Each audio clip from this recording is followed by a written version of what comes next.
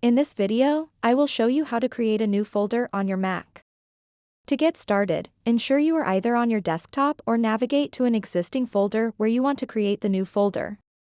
Once you're in the desired location, right-click on a blank area of your desktop or within the folder. If you're using a trackpad, you can perform a two-finger click.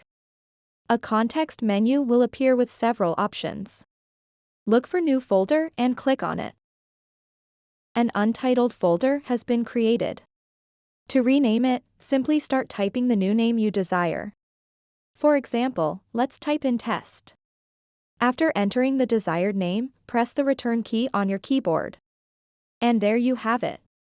The test folder is now created and ready for use.